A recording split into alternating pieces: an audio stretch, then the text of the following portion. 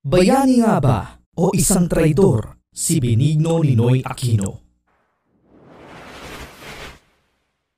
Kahit sino sa atin ay kilala si Ninoy Aquino, may ilan na itinuturing siya na isang magiting na bayani dahil sa pagkamatay nito habang di umano ay pilit niyang isinasalba ang Pilipinas mula sa nooy presidente na si Ferdinand Marcos upang makamit ang ganap na kalayaan at demokrasya ng Pilipinas.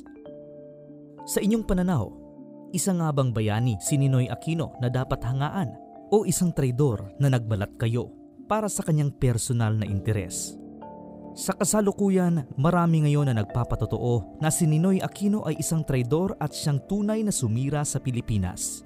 Yan ang tatalakayin natin ngayon.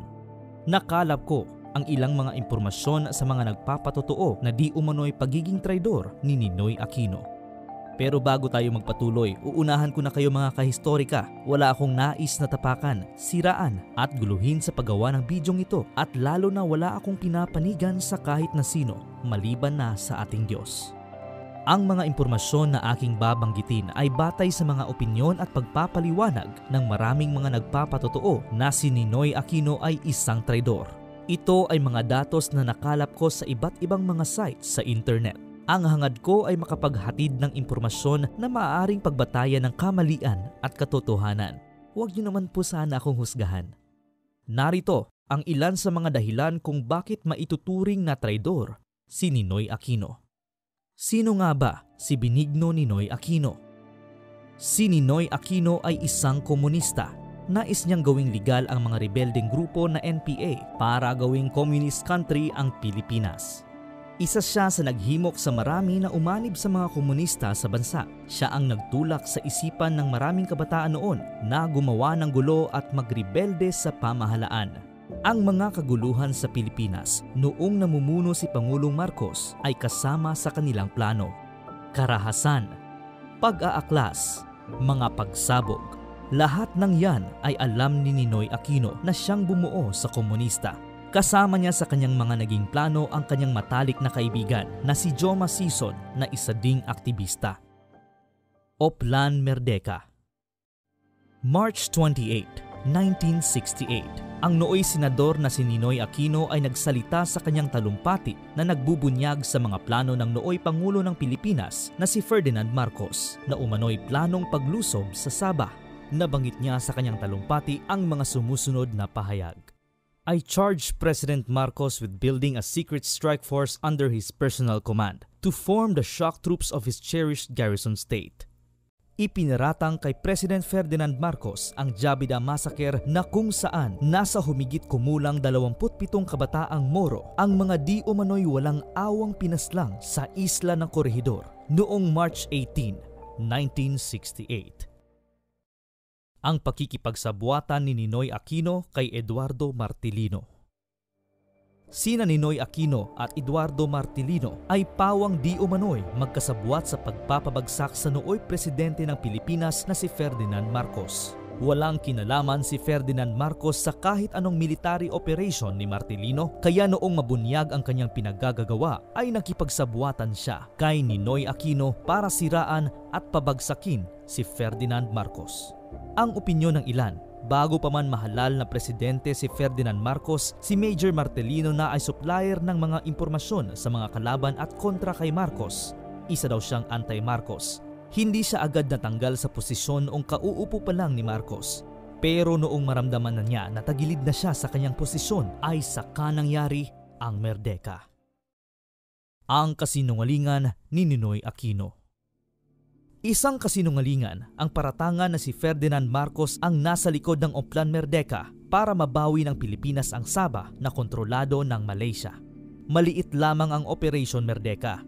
Kung talagang plano ito ni Marcos para mabawi ang Sabah sa Malaysia, ay tiyak na pagpaplanuhan niya ito ng maigi para matiyak ang tagumpay. Kahit ang organisasyon ng MNLF ay di naniniwalang sangkot ang Pangulo sa naturang pagkilos. Ayon na din sa grupong ito, nagpagamit si Ninoy Aquino sa Malaysia upang himukin ang dalawang pinuno ng magkaibang grupo ng mga rebelde na sina Jose Maria Sison at Nur Miswari para mag-away-away at magkagulo ang mga Pilipino na tiyak na makikinabang ang Malaysia. Ayon pa sa ilan, hindi na katakataka kung maging traidor man si Ninoy Aquino dahil mismong ang ama niya na si Benigno Igno Aquino ay di umano'y nakipagsabuatan sa hukbong Hapones para supilin ang mga Pilipino. Sa grupong MNLF, malinaw na walang anumang kasalanan at pananagutan si Ferdinand Marcos sa kanilang grupo.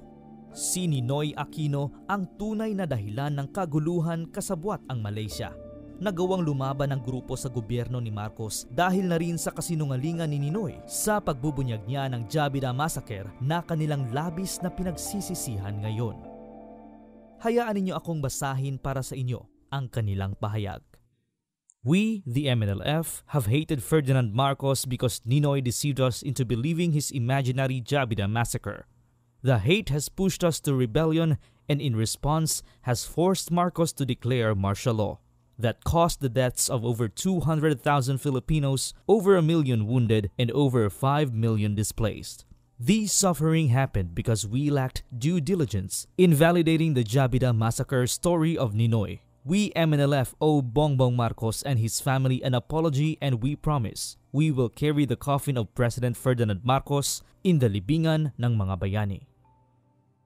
Narito ang ilang mga katanungan na hanggang sa ngayon ay wala pang tiyak na kasagutan. Kung totoo ang Jabida Massacre, bakit wala kahit isang kamag-anak ng mga di umano'y nasawi ang nagsampa o nagreklamo kay dating Pangulong Marcos? Hindi ba sila naghahanap ng hustisya at katarungan? Bakit gagamit si Marcos ng mga Muslim para lusubin nila ang mga kapwa nila Muslim? Bakit walang lumutang na pamilya ng mga biktima para banggitin ang iba pang mga pangalan na napasama sa Jabida Massacre?